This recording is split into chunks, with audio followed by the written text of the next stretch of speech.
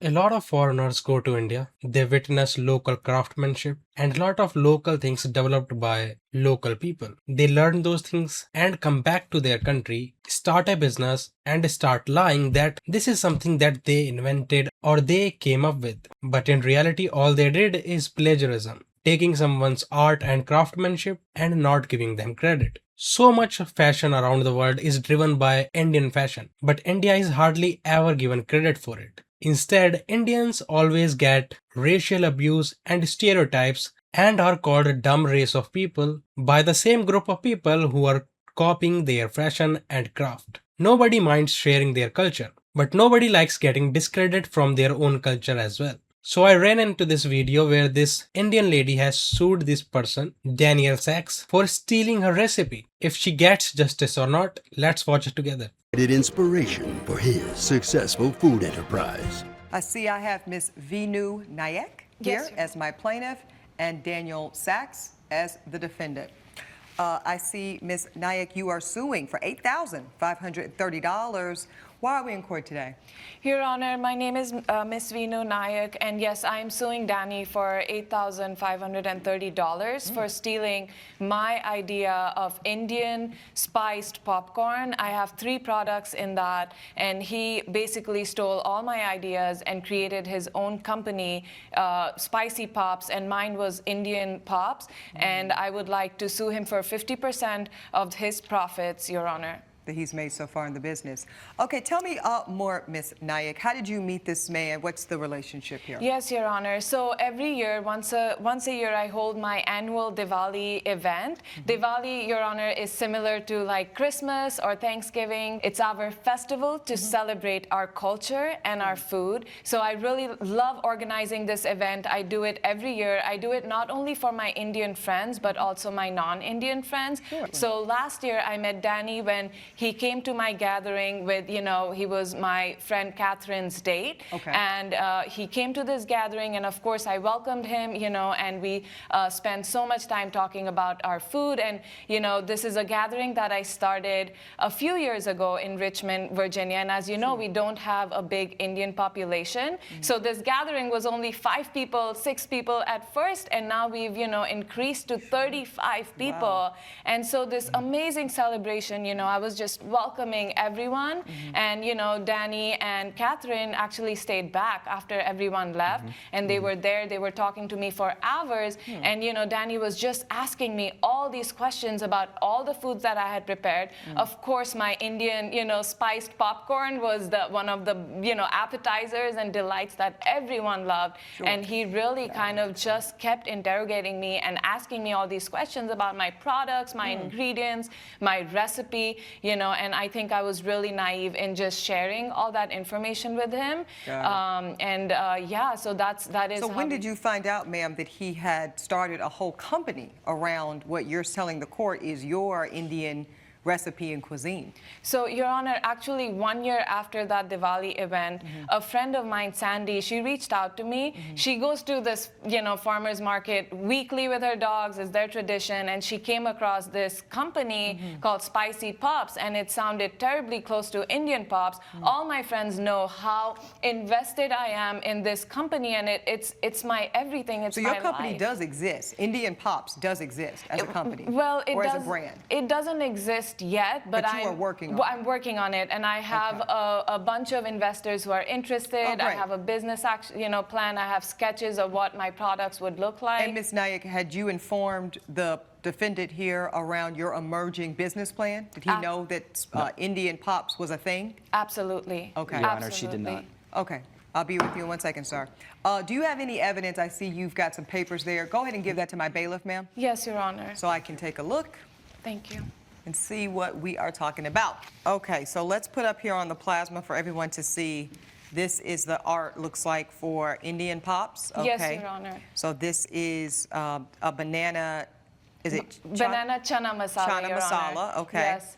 So, And- yes, go ahead. Oh, yes, thank you for allowing me to share about this dish. But this is a dish that I came up with, and banana and chana is like beans, garbanzo beans, and Oh, okay. chickpea Like a beans. chickpea, yeah. Chickpea beans. Sure. And banana and chana is a combination that you wouldn't normally think of. It's No. so weird. Yeah. But honestly, that's the best part of it. And from my, grandmother, actually, I learned this blend of Indian spices that perfectly brings out and enhances, the taste. And, earlier, Danny just said that he did not know about Indian Pops, but as you can see, this is, one of my sketches with the Indian Pops artwork on it that was emailed to him. So you went as far as after he was, inquiring about your recipe, the design, the this, the that, then you actually sent him some of your work product. I didn't send it to him taking initiative to do that. He actually reached out to me after the party. He texted me asking me specifically for the ingredients. And I believe the text messages and our email exchange is also it's in my your evidence folder? packet. Okay. I also see we have the paneer samosa. Yes, Your Honor. Okay. So the second product is paneer samosa pakora. Okay. And I personally love this product. It's made out of paneer Indian cheese. Okay, Yes, it's incredibly tasty. And then my third product Yes. is the chicken paprika tikka. Yeah. And that one everybody loves because, it's really, really rich. Right. It's basically a blend of like chicken pieces, together with this rich Indian spices Sure. and Indian whipping So cream. these are flavors ultimately for popcorn. Right. Okay, very, Right. very. I mean, listen, I have had the incredible privilege to travel to Mumbai and spend some time in Ahmedabad, so I'm a big, huge fan of Indian culture and cuisine. So this looks pretty interesting to me. I see here your ingredient list, and you have proffered all of this. So this is, you're saying per his request, you sent all of this to him. Yes, Your The Honor. images, the ingredients, everything. Okay, so let's get to this text here. Yes, Your Honor. He's saying, Vinu, it was so great to meet you. I'm thinking about making an Indian pizza. Yes, Your Honor. Can you please send me the ingredients and recipes for your snacks? I did really enjoy your Diwali dinner, and I'd love some inspiration. He says inspiration. That's an important word. Very specifically, he's asking you for your recipes and all the things for your snacks and the ingredient list. He sends his email. You say happy to do it. I see here you sent it. I see the attachments of the recipes and the sketches. And then you didn't hear from him again until you tell me one of your friends who frequents this farmer's market rolls up and sees this lineup of Indian spicy pop snacks that look eerily similar to what she clearly knows to be your design and your creation. Is that correct? Yes, Your Honor. And actually, after I sent the emails, I Your started Honor, getting can I- really... Sir, you will have your day. Okay. Go ahead. I started getting really anxious because I had just met Danny that night. So I actually followed it up with a text message, making sure that he doesn't share my list and ingredients, with anyone else, and that nobody steals this idea, which he, in text. Well, I'm seeing it right now. Yeah, you say, hey, Daniel, and I do see, let's look at the timeline here. It's actually the same day. This is within the hour. You do say, so I see your point. You probably had to kind of, your second mind, as they say, kicks in. Hey, Daniel, please don't share my ingredients and recipes with anyone. I'm really passionate and I'm moving forward with creating Indian Pops, and I don't want anyone to steal my idea. Cool. You say, of course, Vinu, I would never do that. I'm just going to incorporate some of your ingredients into a pizza and see how it goes. Sounds good, thanks. Okay. And then I see two more pieces here, but you tell me, how does this cease and desist occur, and how do you end up having this last exchange via text? Yes, Your Honor. So when I received the news from Sandy that there was a company called Spicy Pop selling my products, I immediately actually reached out to Danny because there couldn't have been anybody. So this is this text message exchange Exactly. here, where you say, Daniel, I saw your Spicy Pops popcorn at my friend's place. Okay, so your girlfriend was the ops, and she bought some. Yes, So Your she Honor. could see what's going on. Yes, Good Your for her. Honor. Okay, she said you were selling them at the farmer's market. How's it going? Okay. Vinu, wow, thanks for reaching out. I sold all of the first batch and I made in 3 months. You say, really? How much did you make? He says $17,000 so far, and I'm going to make more soon. So this was you kind of baiting him to see how much financially he had incurred? No, Your Honor, I was just trying to be direct and understand what is going on. Why are my products, Well, on now I his... see you're being direct. Yeah, you say that was my idea. You knew that I was planning on using my recipes for my own Indian popcorn company. You owe me 50% of your profit, and if you don't pay me, I'll sue you. Yes. And then no response. Okay, let me get to you, sir, because this has been quite a bit of information. What do you have to say for yourself? Because this does not look favorable to you. Thank you, Your Honor. So this is not a linear sequence of events. Okay. I'd like to provide context on Please how do. this all happened. So we met at last Diwali's party. My ex, she took me there. And so she invited us over. We had a wonderful time. Vinu, she created this amazing spread of appetizers, entrees, and snacks. Sounds like and it was any my good first time. Indian event to me. Yeah. And it was amazing. That was my first time having Indian food. Oh, wow. And in Richmond, we don't get too much diverse and foods, cuisines. So Or flavor. I was in flavor. So I was just thrilled. So I sat down and I started talking with her, and I was like, "How do you do this? How do you put this together?" And I told her about my business. So Well, no, I don't know anything about this. What was your business? So I'm an entrepreneur at heart, and I have started 23 different companies, of which some of them have succeeded and some of them I let go. So you're a serial entrepreneur. I got it. Now, what is Entrepreneur. this current company that you're talking about? So this current company is a pizza delivery shop. Okay. So I opened it up during the pandemic. It was very successful. What we do is we make gourmet pizza. We use organic ingredients. We source it from local farmers. It works. And as I was telling Vinu, I'd like to test the waters and expand my pizza company and see if I could do some sort of Indian pizza dish, maybe a tikka masala.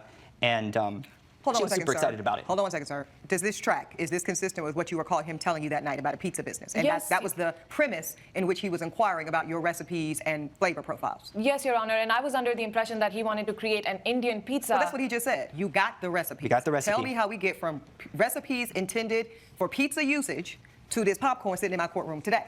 So the pizza flopped. No one liked it, and I bought a ton of spices. And I needed to do something with it. And as a good business person, you don't want to throw away your revenue. So Let me guess, Mr. Sax. Oh, what to do. Oh, what to do. I have overinvested in an untested product, and now I'm going to simply copy and paste an entire creative business plan from a woman of actual Indian descent and cultural competency to make up for my financial loss? Is that what you're about to tell the court? Okay, and your intention is to do what? Produce more, sell more, and make more profit? that is what I intended to do, yes, until I got a cease and desist. Well, let's get to that. Okay. Cease and desist letter. I'm seeing it right here. This is from the plaintiff to the defendant. This is directly from you, so I see you have not retained legal counsel yet. This is you attempting to do it independently. Yes, Your Honor. You have said that this is the unauthorized disclosure of intellectual property. We have reason to believe that you are in direct violation of revealing information that is deemed intellectual property of Vinu Nyak. Infringement includes stealing and sharing her Indian Pops recipes and breaching the agreement you made with her. You're talking about the oral agreement where he said he would not share with others? The text messages. Correct. Your Okay. Honor. It is required that you do the following: that you stop selling the Spicy Pops popcorn at the farmers market, that you sign no agreements to sell Spicy Pops online or anywhere else, and remove the advertising. What's your response to this, sir? So intellectual property, she doesn't have any intellectual property. I'll be the determination of that, sir. Go ahead. I went online and I took a combination of different recipes from websites, Indian websites, to create my own mix. On top of it, I've done my own market research, and I tested out tons of different products. And finally, like I said, the best thing to complement all this is something light and fluffy like popcorn. So I have a trademark Spicy Pop. It's in my name, and it's protected. Let me see it, sir. Offer it up to the So court. this Give it is, to my- here's some of the evidence that I have, but it doesn't have the trademark listed. Probably what you have, if what you mean, and please be clear, you have a trademark application submitted. Is that what you have submitted? Yes. Okay. You know that's not a trademark, right? Okay. I truly believe that when we're talking about something so delicious and special as this type of cultural ethnic cuisine, it is best produced and distributed by someone with the cultural competency of the origin of the product. There are always going to be those that really are, let's call them what they are, they're fans, right? That also stand to make a living. Okay, so if we don't do our job and we protect our entity in a way, then this type of thing happens. At the same time, sir, you're not fooling anybody with this game you're running in here, sir. There is nothing original about this. This is clearly a copy and paste of this woman's hard-earned effort. Her failure to protect it is something she has to figure out. What won't happen today, though, is you take full and complete advantage to your own enrichment. You will only get to keep half of these particular profits because she has contributed, but sir, so have you. I rule in favor of the plaintiff for half of her demand of $8,530. That's my ruling. Any final words for each other? You know, you're a thief, Danny. You're You're so a petty. thief. You might be a good businessman, but you're a thief, and you will never succeed. No, You're- we're petty I'm at because- fault because I'm an opportunistic person. Like, Yeah, how and can you blame you me took for full this? advantage of me, I and did we're not take here it. because I was you. Okay, it's really got heated in the end. To me, he is a opportunistic person and quite dishonest and manipulative, in which how he's trying to get the information out of her. But what do you guys think? Let me know in the comment section, and do not forget to like, subscribe, and share. Thank you very much.